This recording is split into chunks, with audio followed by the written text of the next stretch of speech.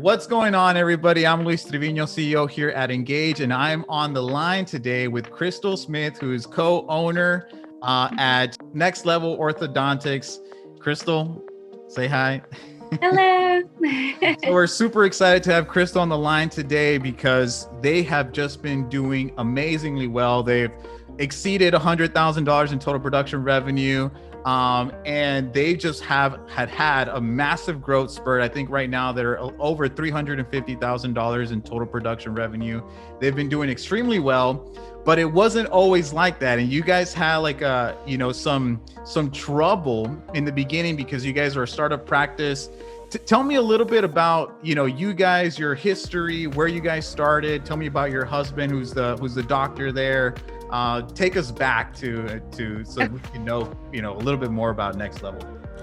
So we've both been in dentistry for over 10 years. I started out as a dental assistant, then I worked in ortho specifically, and then I went back to school to be a dental hygienist. When I met my husband, he owned 5 different orthodontic practices. So he wasn't new to ortho at all. And the orthodontic practices that he owned back in the day, they still did Medicaid back then. So these practices were, dismissing a ton of patients. So the experience is definitely there for him. But the difference between those practices and the practice that we have now is that when he owned in the past, it was a partnership. There was 3 partners, and he was the 3rd partner. So he was able to just walk into those practices. They already had established patients, and he just kind of revved it up with some marketing, and they were able to make some money, which was great. But didn't work out with the partners, so they split up. And our ultimate goal was, after we got married, we discussed it all, and we said, we want to establish ourselves somewhere and open a practice of our own, ground up. And were you always here in Texas, or did you all live somewhere else? So my husband's from Las Cruces, New Mexico. Oh, okay. That's where he grew up. Yeah. And then he went to school in Albuquerque, and then dental school in Tufts in Boston. And then he went to ortho school in Nevada. So he's been everywhere. Yeah, that's awesome. Yeah. And I grew up in Corpus Christi, so I'm familiar with South Texas. Gotcha. Yeah. So what made you all decide to open up in New Braunfels? So I guess just in general, to keep this story short, is life. So his ex, we were both previously married. His ex was moving to San Antonio, and my ex was interested in moving to New Braunfels. So I asked him, I said, hey, just so that all of our kids could be together, would you be interested in moving to New Braunfels? And my ex-husband said yes. And so we moved here, and Wow, it just so happened that we kind of lucked out in a way, because New Braunfels is just like at that time, like barely starting its growth, and then it just exploded. So that has a lot to do with, I think that also has a lot to do with the success that we've had, as well as just the growth. Yeah. Area. And so then for how long, so when you started Next Level Ortho, you started that from scratch then, or did you buy that from someone else? We started it from scratch. Wow. Awesome. Yeah. We built out the space. We did just about everything. Gosh. Yeah, that's awesome. I really love the startup stages of businesses. That gets me really excited. Yeah. That being said, so then was that at the start of 2020, or when did you start that business? So, funny story. Well, we decided on the entity and all of that in 2018, 2019. And we were kind of going back and forth between, we really wanted a building to build in. And we would have our space, and then we would lease out the rest of the space. But we soon realized that was way too much money. So we ended up leasing a space, and we built it out. And our first open date was March 7th, 2020. So we had our grand opening on March 7th, 2020. We started 7 patients, and a week later we shut it down. Gosh, it's crazy. And we've had similar stories of clients who, like, they started really doing well, or they were kind of ramping things up like at the beginning of 2020, and then just life happens, you know what I mean? Like just on the unforeseen, unprecedented, we were all forced to shut down. That was crazy. So tell me a little bit about, what was going through your mind like when that happened? Honestly, I just remember like the days after we were so excited about starting. We started 7 patients. We were like thrilled. But just the news, we were watching the news the days after, and I was just looking at my office manager and I said, I don't know, but I think we're going to have to shut it down soon. I don't see how we're going to continue to operate with what's going on. And sure enough, it was, I think, like St. Patrick's Day that I decided, I said, you know what, I think that we just have to shut it down, and we're just going to have to figure it out. For us, thankfully, at that point, it wasn't a lot of overhead. Like, we didn't have a lot of employees that we had to manage. It was literally just me and my office manager. And like on our first open day, we just had a few assistants come in and help us. Yeah. But so it was just her. I mean, I think, she was still fine. She was on unemployment, I'm sure, and she was able to manage herself.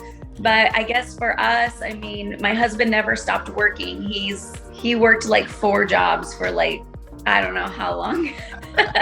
So he's used to that hustle. For sure.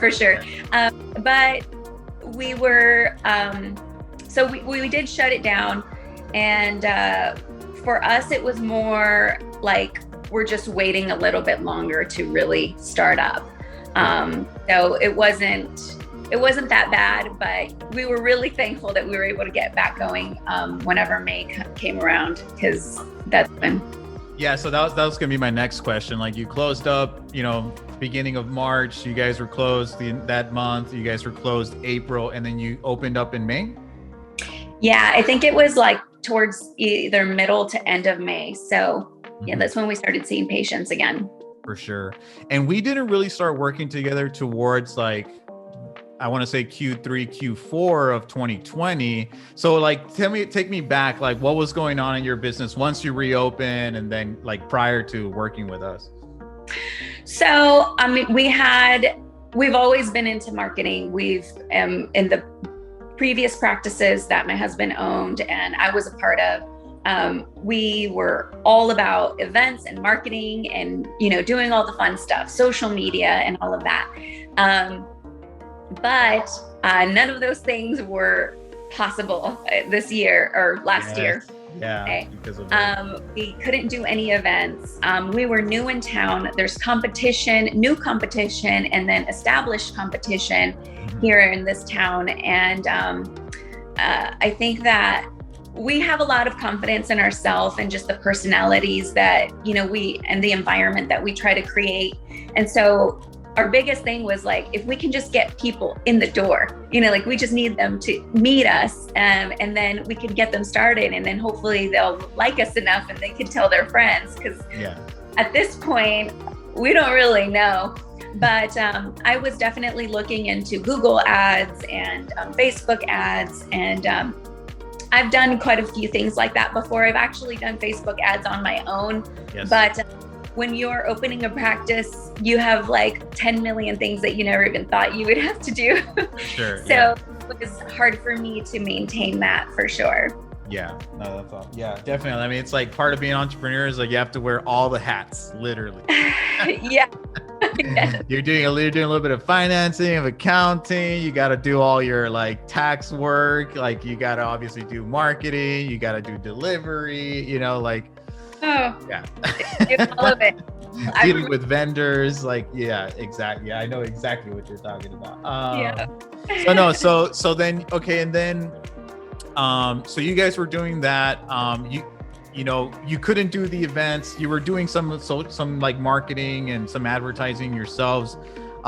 Then we actually got connected. I know you actually spoke with Molly, and she was the one that brought you on.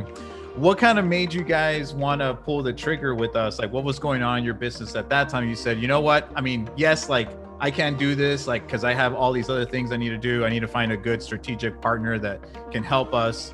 Like, what made you want to pull the trigger and working with a company?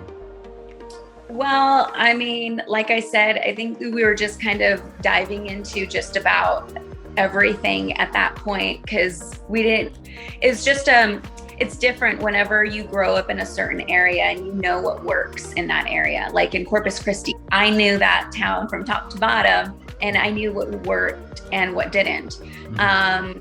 But New Braunfels was just so new. We didn't know like the personality types and, what do they want to have a more local feel? So we just kind of did everything. We did magazines, we did billboards, we did Facebook ads, we did all of it. So we were like, I mean, this is just another chance for us to, try it out. Let's just try it out. If y'all had like a money back guarantee if you didn't get us exams. So I was like, there's not much to lose, right? Yeah. Yeah, exactly. And so, I mean, that's awesome. And I remember, we started doing some stuff. There were some things that we had to work through in regards to messaging and different things like that. We worked with you guys to just get all that settled and done. And then, I mean, I know you guys had done some like initial starts, like when we were on our previous platform, and then we kind of switched you guys over to the one you're currently using right now. And then it's like all of a sudden it's like you guys just like took off. Like it was crazy. I remember seeing those numbers and internally with our team, like we have a little we use Slack, and we have like a channel on there we call Client Wins. And like almost every week, like we were going in there and posting like Next Level is like just hit 50, Next Level just hit 100. And like literally every week, like you guys are hitting new milestones, which was really, really cool to see. That's awesome. Yeah. So then like, what were some of your, I guess when, obviously when you're working with the new marketing company, you have the fear of like, what if it doesn't work, right? Like, I don't know, was there anything like that going on through your mind? Like, what did you feel like once it did start working? Like, what were kind of like some of the internal things that happened once you started patients coming in, and what was that experience like for you all? Yeah. So I am really bad at, it takes me a little while to trust people. So I was like, well, you know what? If it works, it works. The numbers will tell, right? And like you said, that first part, when we were in that initial platform, I was like, I don't know if this is going to work out. I was a little skeptical. But when we were able to transition to that new platform, it did make a huge difference. It did make me happier for sure. No, and that's good, because I feel like you guys are really hands-on, and you guys are very personal with your clients. And so when you want to have that, it is very important for you to almost take over the conversation and have that connection with those people, but it does involve the work, right? And like you said in the very beginning, like we've been working our butts off, and I'm just, yeah, exactly. That's what you need to do, right? Like, if the success was easy, everybody would be successful, right? And so, I'm super glad that we were able to figure that out, and you guys because I felt like after that, you guys just took off, right? Yeah, for sure. But I run my reports after every single month, and I calculate like return on investment and all of that. And it was like, I'm like doing the calculations. I'm like, is this right? I'm like, no, this is wrong. And I'm like doing it again. But I mean, the numbers proved for sure. It was like, some months was over like 1,000% or something. I don't know. It was outrageous. But it was good. And we were like, let's just continue using this. And the day that it doesn't work anymore, or we just, we don't need to spend that much money on it anymore, then, we back off a bit. But I mean, we've been so happy. The patients that we've started that came from Engage, We're happy. And I have to go back to your first platform, which was super cute. Y'all had the little like mascot, and you used our dog. Yeah. You used a picture of our dog, and one of our patients never forgets, and she loved that so much. So, I mean, it did prove, to bring in our patients and bring in the revenue. And ultimately, we're in business to make money. We spent so much money. We put so much money into this.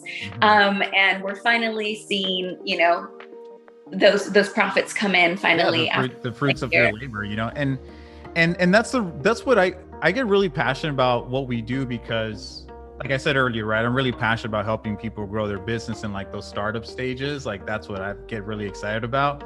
But one of the reasons why I love what we do is because it's very quantifiable, right? Like at the end of the day, like you said, you can put your numbers together and you can see what return on ad spend, what return on investment is. And from there, then you can start to what we call like reverse engineer growth, right? Like if you know your cost of acquisition is, let's just say $250, and you want to have 30 starts that month, 50 starts that month, now you actually know how much you need to invest to actually help you get there. Whereas I feel like a lot of small business owners and, just orthos in general, like they just have no idea. Like they want to grow, but they don't know how. And they throw a bunch of things at the wall, kind of like you were saying, we did billboards, magazines and all this stuff. But a lot of the times it's just really hard to identify what is working and what isn't. And that's why I really like what we do, especially going digital, because you can keep track of every single step of that process, and that can help you reverse engineer growth in your business, which is now you have actionable data, right? It's very empowering, because now you know what you need to do to help you reach your goal, whatever your goal might be, right? And like you said, sometimes it's like maybe spending less, or we can spend a little bit more, we can hire more. Now we have a plan and we feel more secure about maybe bringing on more assistants, bringing on another doctor later in the future, whatever, like whatever you guys want to do, you have a solid plan of how you can help you get there, versus like a lot of people just don't know, which obviously is not kind of sucks. Yeah, it's not. The best way I think I described it to my husband was it's kind of the instant gratification that we all love these days. Yes. It's like we could do magazine ads, which we've done, and most people are not going to come to you and say, oh yeah, we saw you in this magazine. It's just more brand awareness, that you're building. And especially in our first year, all of those things were important to us. Brand awareness, just getting our logo out there, letting people see us. But the way that the Engage platform worked was very much that instant gratification. So I'm like, this is good. Yeah, no, and like all those other things are really good, because like you said, awareness, right? But ultimately it's like a long-term strategy. Some of those things will result in revenue, like return on investment sooner than later, right? But ultimately what you're really banking on is that you're building your brand, right? And as you get it more out there, people will see you, start recognizing you, which all of those things are important and play a very big role in obviously growing a business. The reason why, like you said, like the whole instant gratification, right, is because it's like as a business owner, it's like, I don't need results 3 months from now, 6 months from now, which is like SEO and like some of the like doing social media marketing or whatever. Like I need results like today, like tomorrow, right? Right. and so that's why it works, right? Yeah, for sure. And we came from practices where we were like this going all day long. And when we came back, we were like, we need to fill these spots, we have all of these, we have 2 exam rooms. We built out this beautiful clinic, we have to use it. And just anytime we saw an empty space, it just kind of like, ooh, it just got to me. Yeah, no, I feel you. It's kind of like that OCD-ness, like you want to get that filled out, and I feel you. And so tell me like a little bit about, so like right now, Dr. Smith, like he's also, because he's not full-time at the practice right now. Is that correct? No. So the numbers that we've been running is we've been running about 7 to 8 days a month. Yeah. And that's what really like gets me because you guys are only open 2 days a week, right? Yeah. 2 to 3 days. Yeah. Yeah. Yeah. And that's one. And I was telling Krystal earlier that they've had a massive growth spurt, and they're one of our top performing clients that have been growing that fast. And when you think about it, like, you guys have been growing faster than some of our other clients that are open 4 or 5 days a week, you know? And so that, I mean, I feel, I mean, at the end of the day, I mean, yes, it's getting those people scheduled, but I think it also speaks very highly as to the experience that you all are providing once somebody does come in through the door, because one thing's getting them there, but ultimately they're not going to start treatment if obviously you guys aren't providing a great consultation, a great experience. Yeah. So that is really crazy to see. You guys are only open 2-3 days a week, and you guys are having amazing success. So that's really awesome. Tell me a little bit about, like, so let's kind of take this internal a little bit and kind of talk about like what happens once the lead comes in, right? So we schedule the lead. Do you guys call them to confirm the appointment? Do you guys call them to collect all the insurance information before they come in? Like, talk to me a little bit about your process there. Mm-hmm. Yeah. So I'd say very few will fill out the information online through the Engage system, but we try to reach out to the patient between 24 to 48 hours after they've requested the appointment. And then lots of them also will request an appointment for like weeks in advance. So because you guys are all booked up. Yeah, I know. Well, the other thing I think that helps us a lot is we have evening availability and we have Saturdays, and those Saturdays fill up like that. I wish that we had more exam rooms. It would be easier. But so we do a welcome call, and we just introduce them to the practice, give them their expectations to coming in whenever they come in, what to expect. We go over the rundown, and then we just let them know that our fees are very reasonable. We're flexible with down payments, and we also will make sure that their insurance is verified prior. And we offer 0% interest financing. So with all of those things together, a lot of people get excited. And then the last part of that is we also we just mention to them that we like to start patients same day if possible. So for the most part, I'd say at least 50%, if not more, of our patients, we get them started same day. So people's time is valuable. And so we've always tried to offer that in our practices. They're already there. You might as well, you're already excited about it. And if you have the time, we have the time, let's just get it done. So that's definitely it. Whenever they initially contact us, and then we contact them. And then when they come in for the consultation, we just greet them. We just try to greet them and treat them like family. Really, that's one of my biggest mottos, is just anyone that walks in the door, treat them as you would your own family. We offer beverages, sodas, waters, coffee, beer, wine. So whatever they want, they have it. And then I think it's just a matter of them feeling at home. We give them a tour of the office, show them, this is where you're going to be getting your braces, and just kind of set up that excitement of getting that treatment. The good thing about braces and orthodontics is that most people are there because they want to be. It's rare that, the kids are like, I don't want braces, my mom forced me here. Yeah. But every once in a while you get those, but for the most part, everyone's already excited about it.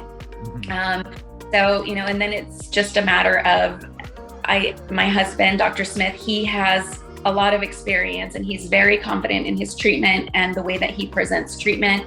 And I think that that's a big factor as well. For sure. 100%. And I really love the fact that you have, and I like what you called it, a welcoming call, right? Like just calling them to welcome into the practice, but you're also setting expectations and the tone for what to expect when they come in, and you guys are covering everything. And I think those are those little subtleties that play a really big role in ultimately somebody starting treatment once they come in, like talking to them about financing, insurance, about the price, even like telling them, like, do you guys actually tell them your price, or do you just tell them that you have a very reasonable price?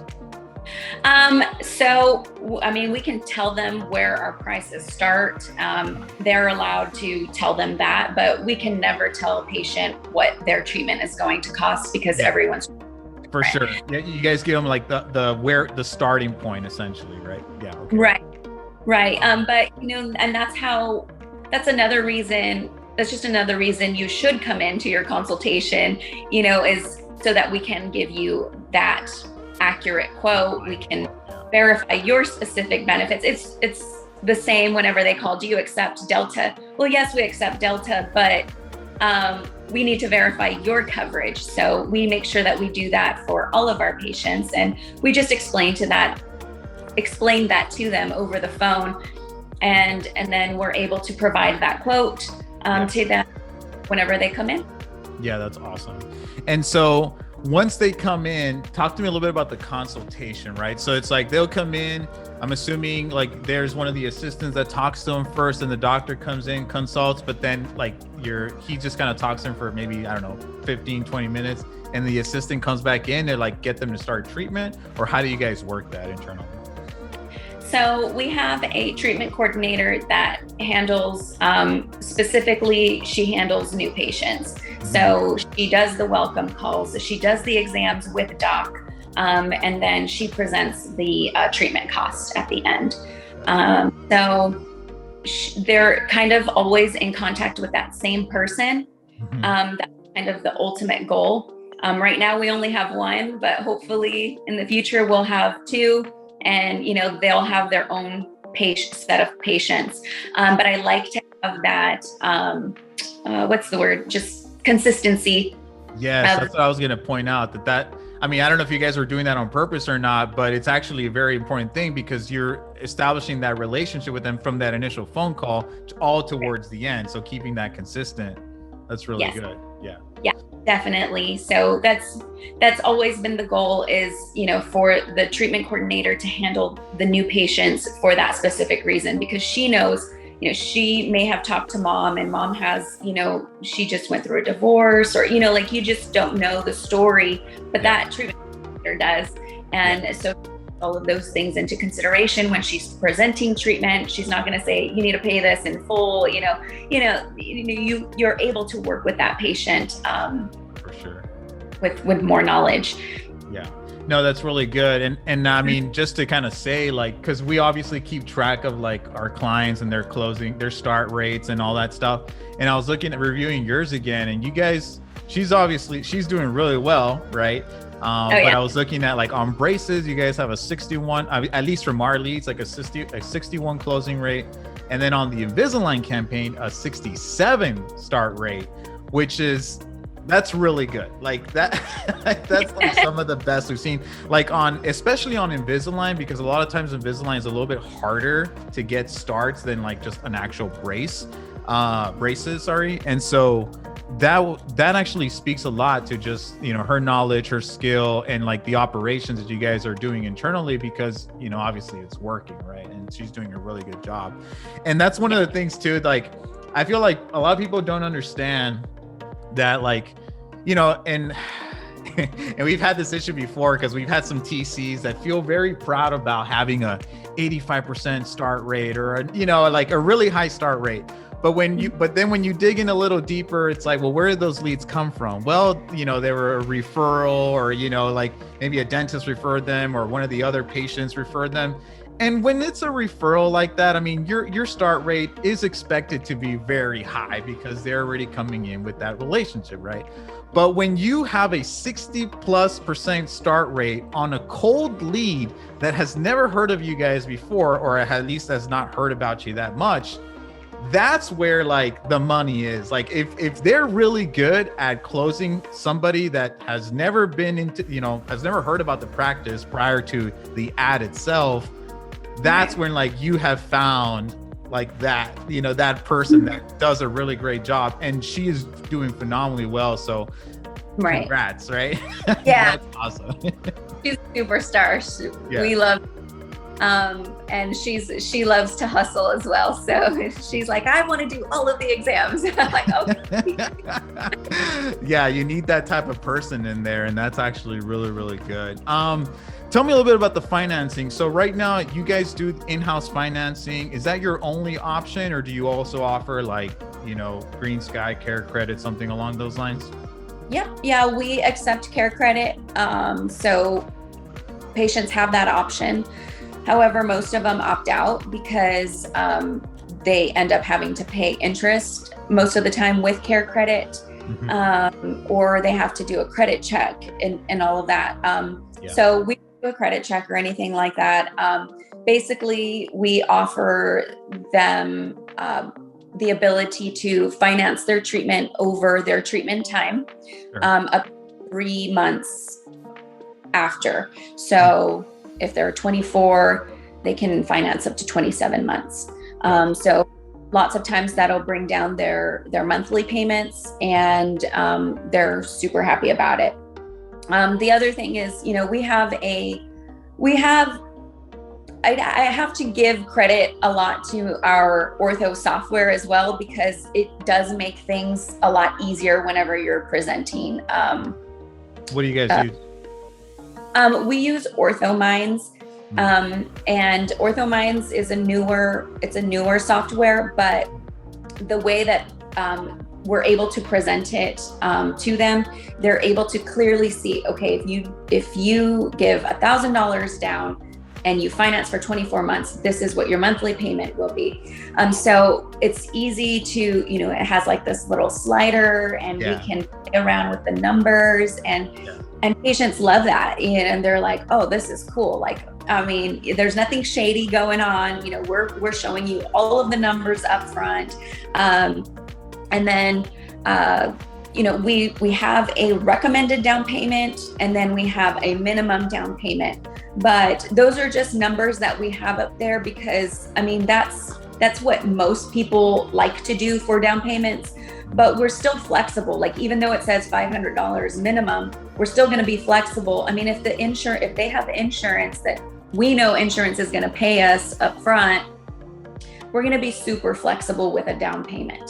Because, I mean, if they can pay their monthly payments, we should be fine, And I think that just explaining it to them, letting them know that, you're getting this cost includes your first set of retainers at the end of treatment. This includes the set of braces, all of your appliances, all of your adjustment visits, your emergency visits. So you're not ever paying anything extra. And so, I mean, I think that has a lot to do with it. For sure. No, that's really, really good. I like the fact that obviously they can play around with that slider. I know that's become very, very common with some of our clients and the new different softwares that have been out. But that also adds, like, again, that level of transparency. And when people get to see it in like a kind of like a software format, it adds more legitimacy, I feel like, to just the overall treatment plan in general and the pricing. So, like, in regards to recommended down payment, do you guys usually just go for the 500, or do you always just kind of play around with that?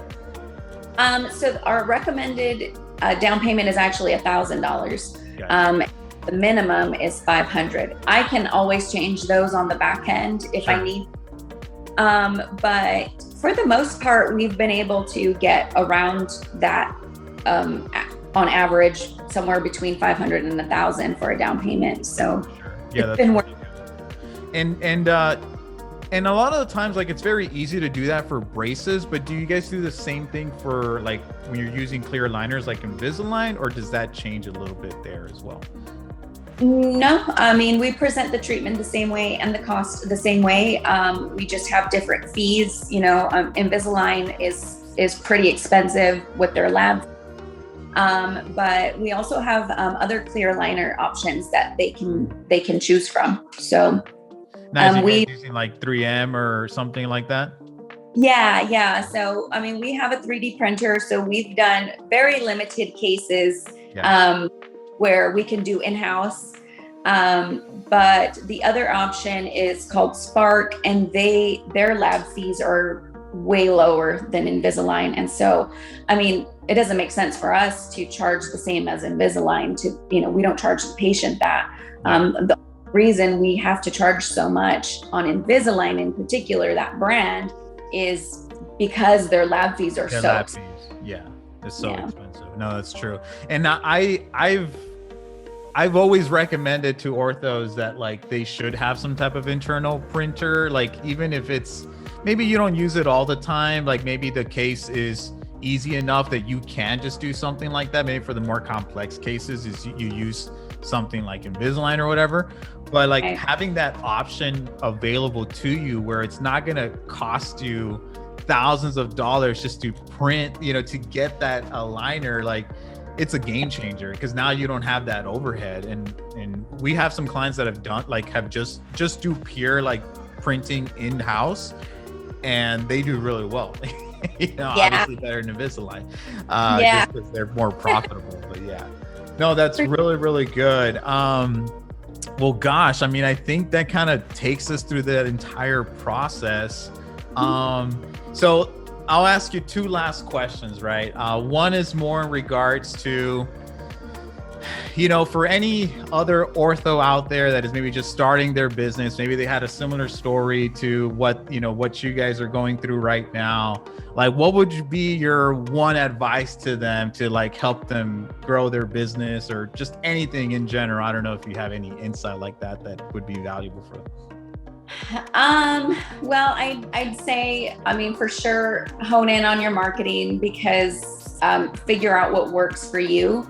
And your business, everyone's different, but once you find it, use it, and then just be able to follow through with that new patient experience. I think that's the biggest thing is getting people through the door and then providing that awesome new patient experience.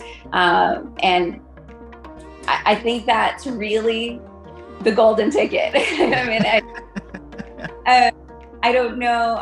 In general, look, what we've used, Engage, that was great. That worked for us. I don't know that I could recommend, I don't know if it's going to work for everyone. We're in a particular area. I'm sure that it's worth a shot. But I think that new patient experience is the biggest thing.